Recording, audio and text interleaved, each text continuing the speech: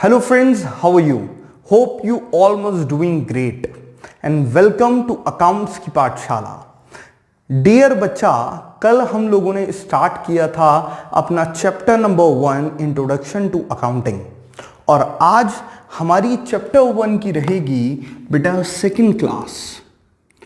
कल स्टूडेंट्स हम लोगों ने डिस्कस किया था concept number 1 what is accounting and what is the process of accounting और कॉन्सेप्ट नंबर 2 हमने किया था ऑब्जेक्टिव ऑफ अकाउंटिंग। तो बेटा जो स्टूडेंट्स हमारे साथ आज ही ज्वाइन किए हैं मेरी उनसे रिक्वेस्ट है कि पहले आप सेकंड क्लास से क्लास अपनी ज्वाइन ना करें, पहले फर्स्ट क्लास करें और फिर हमारे साथ आज की क्लास में कंटिन्यू करें। चलिए बेटा मेरे प्यारे प्यारे बच्चों, मेरे छोटे छोटे चार्टर्ड अकाउंटेंट्स, अब हम स्टार्ट करते हैं आज की पाठशाला और आज की अकाउंट्स की पाठशाला हम स्टार्ट करेंगे अपने कॉन्सेप्ट नंबर 3 से। सर कॉन्सेप्ट नंबर 3 क्या है? बेटा कॉन्सेप्ट नंबर 3 है एडवांटेजेस ऑफ अकाउंटिंग। बेटा कल की क्लास में हमने पढ़ा था कि अकाउंटिंग क्या होती है और अकाउंटिंग का प्रोसेस क्या होता है। साथ में हमने पढ़े थे ऑब्जेक्टिव कि अकाउंटिंग करने की जरूरत क्यों है, अकाउंटिंग क्यों की जाती है and what are the objectives of accounting. आज की क्लास हम स्टार्ट कर रहे हैं अपने कॉन्सेप्ट नंबर 3 से जिसका नाम है एडवांटेजेस ऑफ अकाउंटिंग। तो बेटा हमारे साथ अपने प्यारे प्यारे रजिस्टर में प्यारी प्यारी हैंडराइटिंग में लिखते चले हैं। चलिए बेटा पहला एडवांटेज है हेल्प द मैनेजमेंट। बेटा अकाउंटिंग हेल्प करता है मैनेजमेंट की।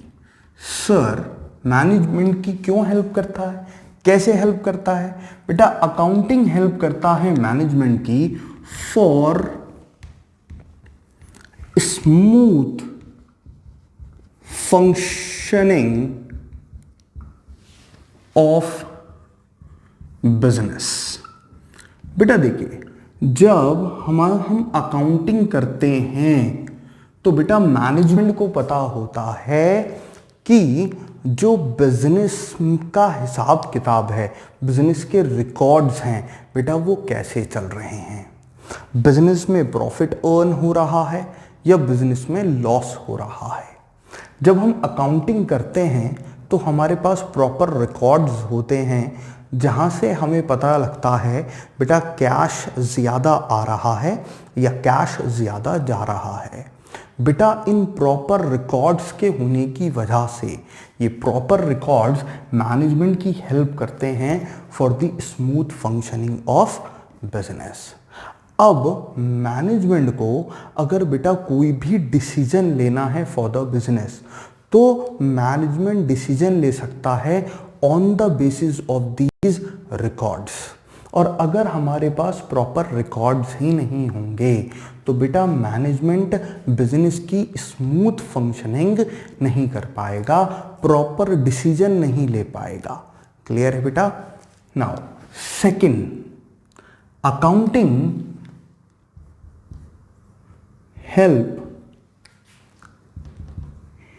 help in the maintaining of proper records। बेटा अकाउंटिंग हेल्प करता है प्रॉपर रिकॉर्ड्स को मेंटेन करने के लिए। क्लियर? क्योंकि अकाउंटिंग एक हमें सिस्टम प्रोवाइड कराता है, एक प्रोसीजर प्रोवाइड कराता है और उस प्रोसीजर से बेटा हम प्रॉपर रिकॉर्ड्स मेंटेन कर सकते हैं। तो ये भी हमारा एडवांटेज है अकाउंटिंग का।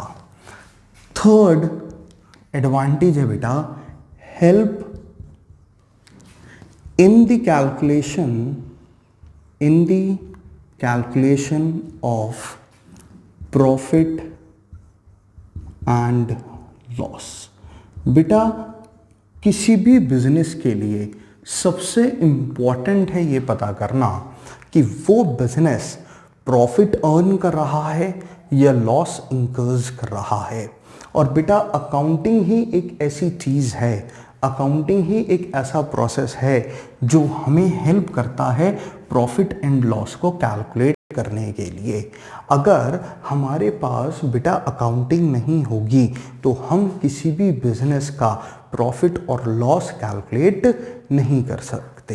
Clear? Help to know financial position of the business. बेटा बिजनेस की फाइनेंशियल पोजीशन पता करने के लिए भी अकाउंटिंग बेटा हमारी हेल्प करता है। अगर हमारे पास अकाउंटिंग नहीं होगी तो बेटा हम किसी भी बिजनेस की फाइनेंशियल पोजीशन मतलब उसकी पैसों की औकात कि वो बिजनेस अच्छा है, वो बिजनेस पैसे वाला है या वो बिजनेस गरीब है, बेटा ये नहीं पता कर पाएंगे। तो अगर आपको किसी भी बिजनेस की फाइनेंशियल पोजीशन पता करनी है तो उसके लिए बेटा आपको अकाउंटिंग करनी पड़ेगी। Fifth, help in the calculation of taxes. बेटा ये टैक्स है जो हम गवर्नमेंट को पे करते हैं और जनरली हम टैक्सेस पे करते हैं बेटा प्रॉफिट्स पर। जितना हम प्रॉफिट कमाते हैं उसका कुछ परसेंट हमें टैक्स देना पड़ता है गवर्नमेंट्स को, या और भी बहुत तरीके के टैक्सेस होते हैं, लेकिन वो टैक्सेस भी बेटा हम तब कैलकुलेट कर पाएंगे जब हमारे पास प्रॉपर रिकॉर्ड्स होंगे। तो अकाउंटिंग हमारी हेल्प करता है टैक्स की अमाउंट को कैलकुलेट करने के लिए। And the most important thing, help in the comparison, in the comparing the records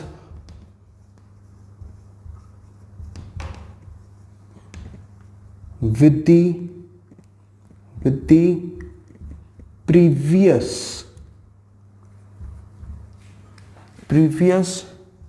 year's performance. बेटा ये ऑब्जेक्टिव बहुत ज़्यादा इम्पॉर्टेंट है अकाउंटिंग का। देखिए बेटा हम अकाउंटिंग में प्रॉपर रिकॉर्ड्स बनाते हैं। ये ईयर है ईयर 2020, तो हमने ईयर 2020 में रिकॉर्ड मेंटेन किए होंगे। बेटा जैसे हमने इस साल प्रेजेंट ईयर में अकाउंट्स मेंटेन करे हैं उसी तरह बेटा हमने प्रीवियस ईयर में भी अपने रिकॉर्ड्स मेंटेन किए होंगे। तो बेटा ये अकाउंटिंग हमारी हेल्प करता है to compare the record with the records of previous year.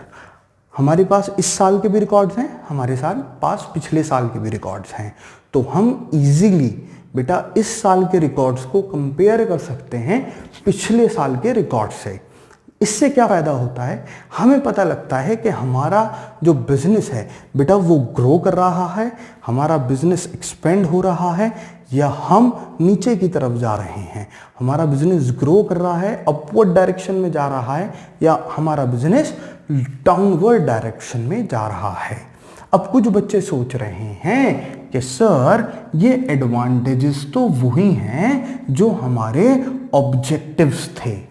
Sir concept number 2 में भी जब आपने ऑब्जेक्टिव्स पढ़ाए थे तो वहाँ पे भी प्रॉपर रिकॉर्ड मेंटेन करना ऑब्जेक्टिव था, प्रॉफिट एंड लॉस कैलकुलेट करना ऑब्जेक्टिव था, फाइनेंशियल पोजीशन को रिकॉर्ड करना ऑब्जेक्टिव था, और कुछ इस तरीके के ही सर ऑब्जेक्टिव्स हमारे पास थे।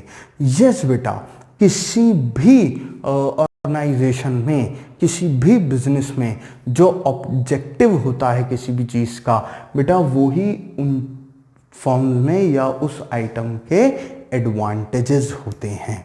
क्लियर है बेटा? सिर्फ उसको लिखने का तरीका होता है। जैसे ऑब्जेक्टिव में हमने लिखा था कि accounting maintains proper register to maintaining of proper records. यहां हम बोल रहे हैं अकाउंटिंग हेल्प करता है प्रॉपर रिकॉर्ड्स को मेंटेन करने के लिए। ऑब्जेक्टिव्स में हमने लिखा था टू मेंटेन प्रॉपर रिकॉर्ड्स, मतलब अकाउंटिंग की जरूरत है प्रॉपर रिकॉर्ड्स को मेंटेन करने के लिए। सिर्फ लिखने का तरीका अलग है बेटा हमारे आंसर्स का, मगर कॉन्सेप्चुअली जो ऑब्जेक्टिव होते हैं बेटा वो ही एडवांटेजेस होते हैं। Is that clear? हाँ जी सर, बिल्कुल क्लियर। आइए बेटा कॉन्सेप्ट नंबर 4 की तरफ चलते हैं। Concept number 4,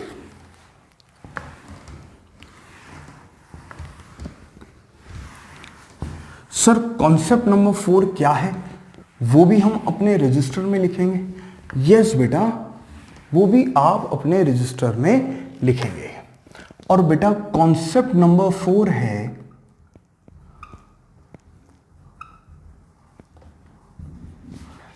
types of accounting.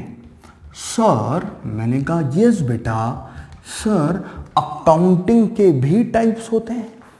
Yes बेटा, अकाउंटिंग के भी टाइप्स होते हैं। सर अकाउंटिंग भी अलग अलग तरह की होती है। Yes, there are few types of accounting. बेटा सबसे पहले अकाउंटिंग होती है फाइनेंशियल अकाउंटिंग। क्या बेटा? Sir financial accounting. एक अकाउंटिंग होती है बेटा जिसको हम बोलते हैं कॉस्ट अकाउंटिंग। बेटा ये हमारे कोर्स में है, करिकुलम में है, क्वेश्चन आता है इसका, कॉस्ट अकाउंटिंग। एक होती है बेटा हमारे पास मैनेजमेंट अकाउंटिंग। क्या होती है बेटा? Sir management accounting. बेटा मेरे साथ साथ ही लिखते चले जाएंगे, मैनेजमेंट अकाउंटिंग। और एक अकाउंटिंग होती है बेटा टैक्स अकाउंटिंग। हाँ ये आसान है बहुत समझना, मगर देखिए बेटा फाइनेंशियल अकाउंटिंग जो होती है इसका ऑब्जेक्टिव, फाइनेंशियल ऑब्जेक्ट अकाउंटिंग का जो ऑब्जेक्टिव है बेटा वो है to calculate profit and loss.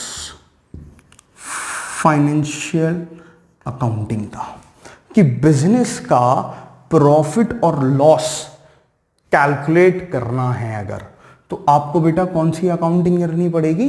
Financial accounting. और बेटा फाइनेंशियल अकाउंटिंग यही अकाउंटिंग है जो हम पढ़ रहे हैं, जिसका एक प्रोसेस होता है बेटा, जहां पे सबसे पहले इवेंट्स को, ट्रांजैक्शंस को आइडेंटिफाई किया जाता है और उसके बाद बेटा मेजर किया जाता है। तो ये हमारी फर्स्ट टाइप ऑफ अकाउंटिंग होती है जिसको हम बोलते हैं बेटा फाइनेंशियल अकाउंटिंग। सेकेंड है बेटा cost accounting. Cost accounting is only relevant.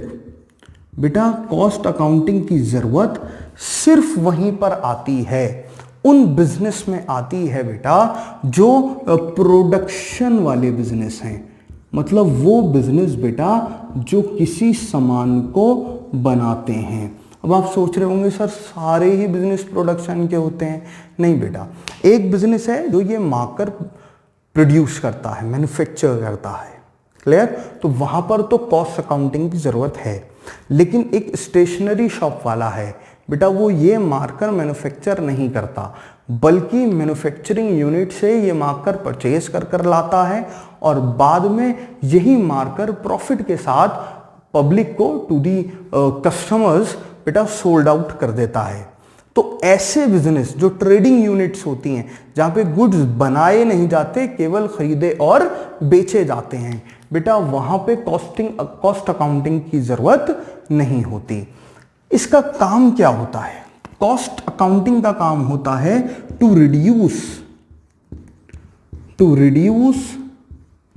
The cost of product. बेटा जो भी प्रोडक्ट प्रोड्यूस किया जा रहा है उसकी कॉस्ट को रिड्यूस करना। मतलब ये मार्कर आप मैन्युफैक्चर करते हैं और अगर आप कॉस्ट अकाउंटिंग करेंगे तो आपका काम है इस मार्कर की कॉस्ट को, कॉस्ट ऑफ मैन्युफैक्चरिंग को डिक्रीज करना, कम करना, तो वो काम है कॉस्ट अकाउंटिंग का। दूसरा काम होता है मैनेजमेंट अकाउंटिंग। तीसरे प्रकार की जो बेटा हमारी मैनेजमेंट अकाउंटिंग है, मेनली इसका वर्क होता है टू टेक द डिसीजंस। बेटा इसका काम है डिसीजंस लेना। बिजनेस में डिसीजंस कैसे लिए जाते हैं उसको हम बोलते हैं बेटा मैनेजमेंट अकाउंटिंग। और एक होती है बेटा हमारे पास टैक्स अकाउंटिंग। इसका काम है टू कैलकुलेट टैक्सेस। गवर्नमेंट को कितना टैक्स दिया जाएगा, बेटा वो टैक्स अकाउंटिंग आपको करके बताती है। बेटा हमारा जो सब्जेक्ट है अकाउंटिंग, बेटा ना तो हम कॉस्ट अकाउंटिंग के बारे में पढ़ने वाले हैं यहाँ पर, ना हम मैनेजमेंट अकाउंटिंग के बारे में पढ़ेंगे, ना टैक्स अकाउंटिंग के बारे में पढ़ेंगे, बल्कि हम जो पढ़ेंगे बेटा वो पढ़ेंगे फाइनेंशियल अकाउंटिंग के बारे में। क्योंकि हमारा जो क्लास 11th में सब्जेक्ट है अकाउंटिंग और क्लास 12th में भी जो सब्जेक्ट है बेटा अकाउंटिंग, आफ्टर 12th बेटा जो हमारा सब्जेक्ट है अकाउंटिंग, इसके पार्ट्स हो जाते हैं। जिनको फाइनेंशियल अकाउंटिंग पढ़नी है वो फाइनेंशियल अकाउंटिंग पढ़ेंगे, जिनको कॉस्ट अकाउंटिंग पढ़नी है वो कॉस्ट अकाउंटिंग पढ़ेंगे। ये अलग अलग सब्जेक्ट्स हो जाते हैं बेटा after class 12th।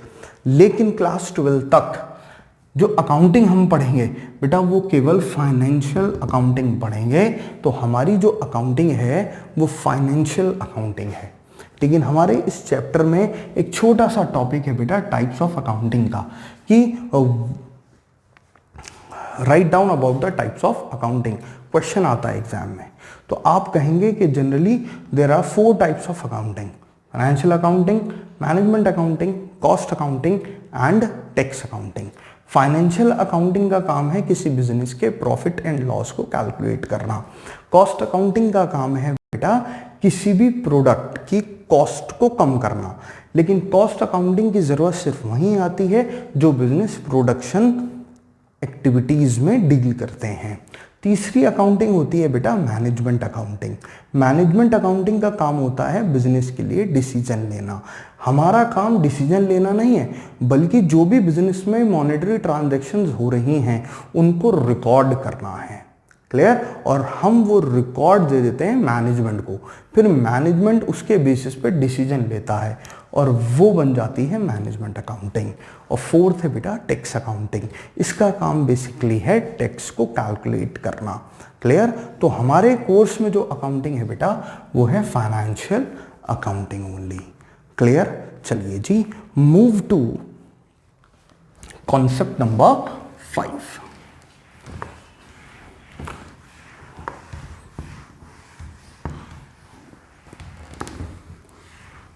Concept number 5, और कॉन्सेप्ट नंबर 5 रहेगा बेटा हमारा users of accounting. Users of accounting. बेटा अगर हम अकाउंटिंग की डेफिनेशन देखें तो क्या थी कि accounting is the process of identifying, measuring, recording, summarizing, classifying, summarizing, analyzing and communicating monetary information to the users। तो अकाउंटिंग के यूजर्स कौन कौन हैं? तो बेटा अकाउंटिंग के अगर मैं आपसे यूजर्स की बात करूं बेटा, तो बच्चा अकाउंटिंग के 2 ही यूजर्स हो सकते हैं।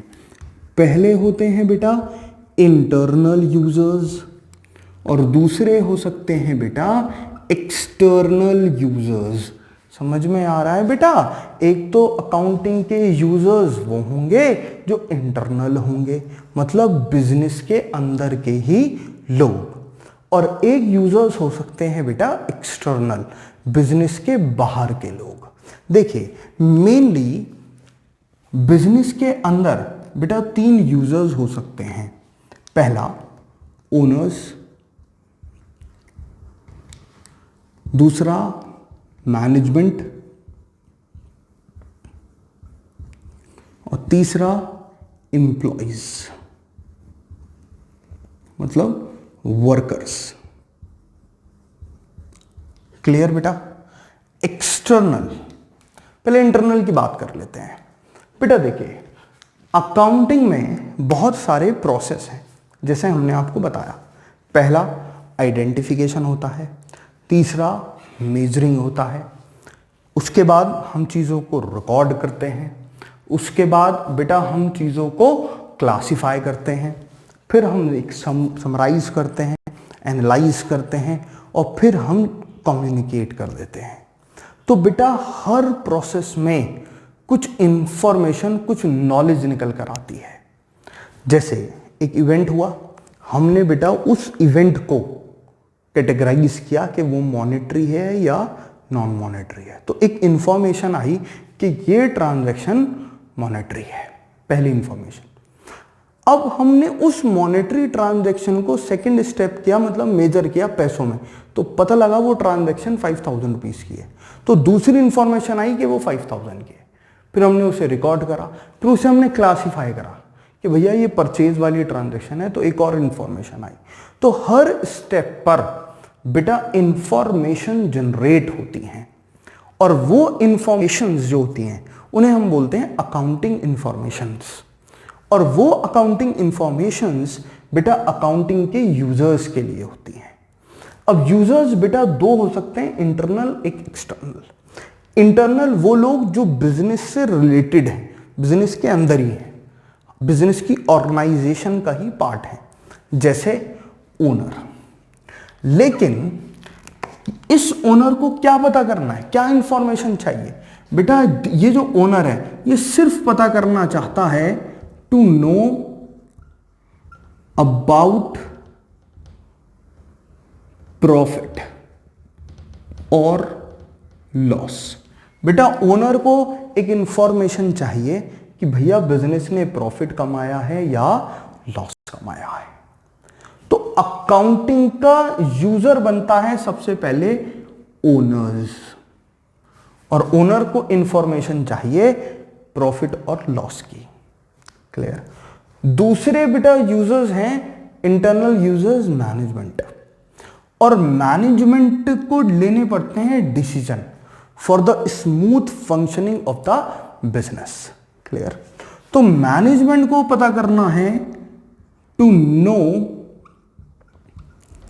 एवरी डिटेल, बेटा बिजनेस के अंदर क्या क्या चल रहा है, कितने एक्सपेंसेस हो रहे हैं, मतलब कितना खर्चा हो रहा है, कितने पैसे कमाए जा रहे हैं, कितना कैश आ रहा है, कितना कैश जा रहा है, किस मंथ में कितना कैश आया है, किस मंथ में कैश कम आया है। मैनेजमेंट को सारी इंफॉर्मेशन चाहिए, और बेटा वो इंफॉर्मेशन तभी मिलेगी जब अकाउंटिंग होगी। इसलिए accounting information is very very relevant for the management. Clear है? थर्ड जो इंटरनल यूजर है बेटा वो है एम्प्लॉय, और एम्प्लॉय को भी बेटा जो हमारा एम्प्लॉय होता है उसको भी अकाउंटिंग की इंफॉर्मेशन चाहिए होती है। क्यों? क्योंकि अगर बिजनेस बेटा अच्छा नहीं चल रहा है तो एम्प्लॉय वर्कर का ही एक ऐसा सेक्शन होता है जो बेटा ज्यादा मेहनत कर कर बिजनेस को एक्सपेंड कर सकते हैं, बिजनेस को बढ़ा सकते हैं। क्लियर? तो इन्हें भी अकाउंटिंग की इंफॉर्मेशन चाहिए जिसकी मदद से वो फर्दर एक्शन ले सकें for the benefit of business. हाँ, अब बात करते हैं बेटा एक्सटर्नल यूजर्स की। देखिए बेटा अकाउंटिंग का सबसे बड़े एक्सटर्नल यूजर्स जो हैं वो हो सकते हैं बेटा बैंक्स या financial institution. Sir banks accounting के यूजर्स कैसे हैं? मतलब बैंक्स अकाउंटिंग से क्या फायदा ले सकते हैं?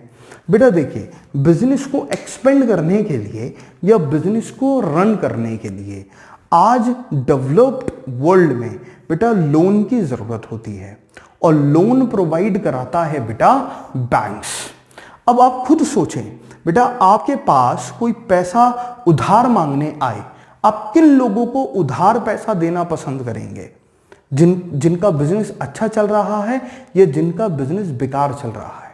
ऑब्वियसली आप उन लोगों को बेटा लोन देना चाहेंगे, उन लोगों को पैसा उधार देना चाहेंगे क्यों, जिनका बिजनेस अच्छा चल रहा है, क्योंकि वहां से आपका पैसा वापस आने के ज्यादा चांसेस हैं और आपको इंटरेस्ट भी कमाना है, तो आपको बेटा इंटरेस्ट भी मिलेगा।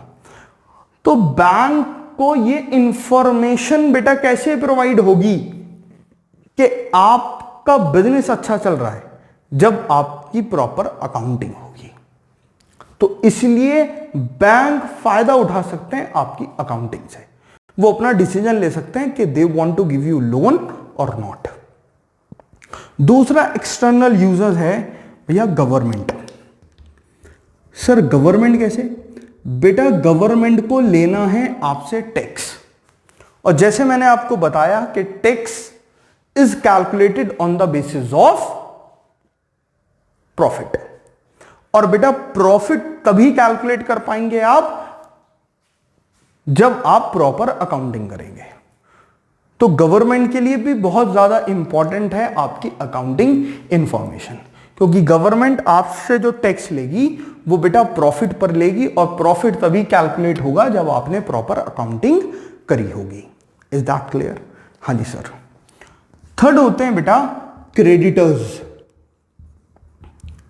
बेटा क्रेडिटर्स वो लोग होते हैं जिनसे आप सामान उधार खरीदते हैं। भाई एक तो बैंक से जो आप लोन लेते हैं वो तो एक अलग है, हम अपने पड़ोसी से भी लोन ले लेते हैं ना, या हम अपने पड़ोसी से कोई सामान उधार में खरीद लेते हैं, तो उनको हम बोलते हैं क्रेडिटर्स। तो बेटा क्रेडिटर्स के लिए भी ये पता करना बहुत जरूरी है कि आपका बिजनेस कैसा चल रहा है, क्योंकि डेफिनेटली अगर आपका बिजनेस अच्छा चल रहा होगा तो आपको ज्यादा सामान उधार में मिल जाएगा। क्लियर है? तो हमारी अकाउंटिंग की जो इंफॉर्मेशन है बेटा वो इंटरनल डिपार्टमेंट के लिए भी बहुत जरूरी है और एक्सटर्नल लोगों के लिए भी बहुत ज्यादा जरूरी है।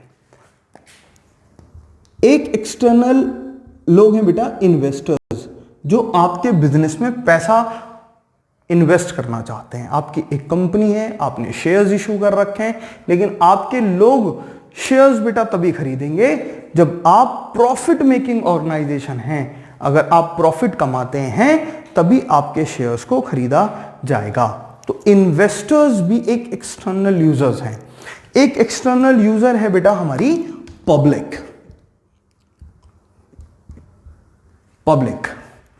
पब्लिक क्यों? बेटा आप किसी भी कंपनी की कोई सर्विस लेना चाहते हैं, if you want to purchase a mobile, तो there are mainly two companies, for example Samsung और नोकिया।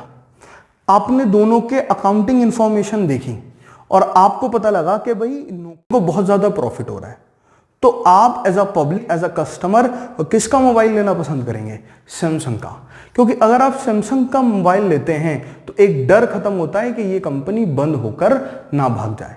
और आपने अगर नोकिया का मोबाइल ले लिया जिसके लॉसेस आ रहे हैं, तो हो सकता है वो फर्दर कंपनी बंद हो जाए, शट डाउन हो जाए, तो आपको जो 1 या 2 साल की वारंटी मोबाइल पर मिली हुई है उसका बेनिफिट आपको नहीं मिलेगा।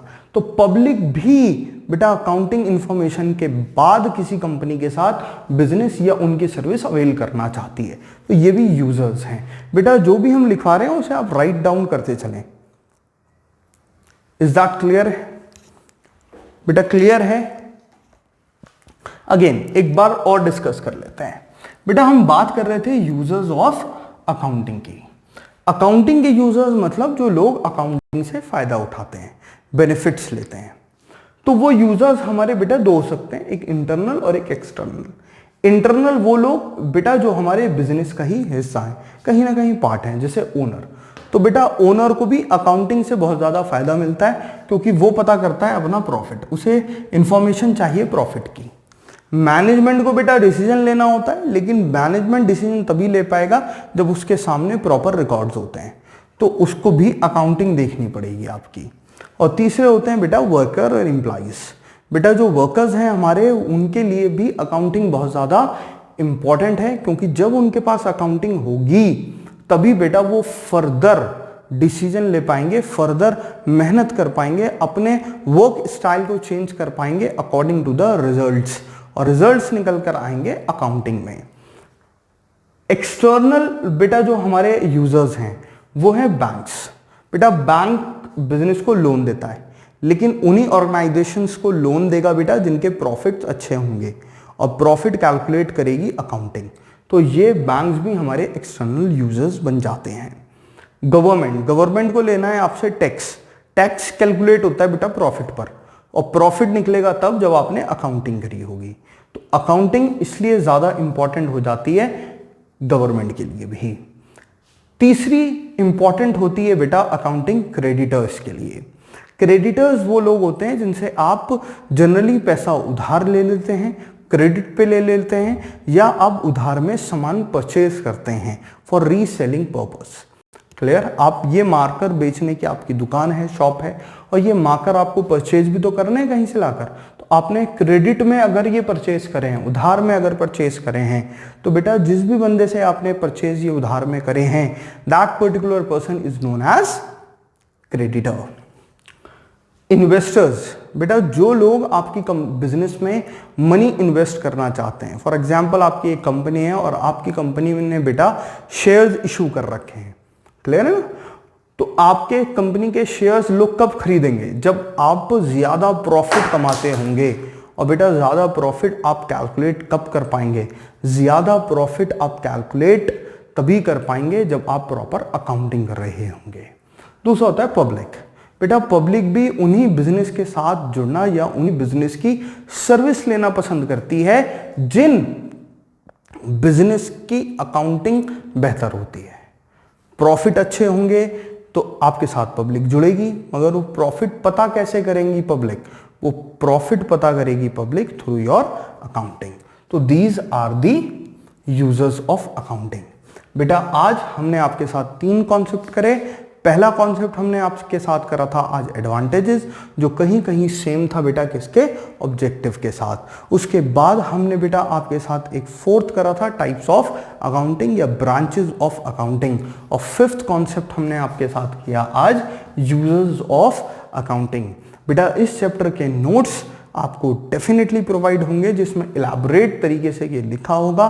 कल की क्लास में मैं आपको नोट्स प्रोवाइड करा दूंगा, वो आप घर पे नोट्स को एक बार फटाफट से पढ़िए। जो भी उसमें डाउट्स आता है वो डाउट आप हमसे पूछ सकते हैं। चलिए जी, अकाउंट्स की पाठशाला में आते रहिए, सीखते रहिए, और कल की क्लास में हम आपके साथ करेंगे अपने लास्ट के 2 कॉन्सेप्ट। चलिए, थैंक यू सो मच बेटा। जय हिंद।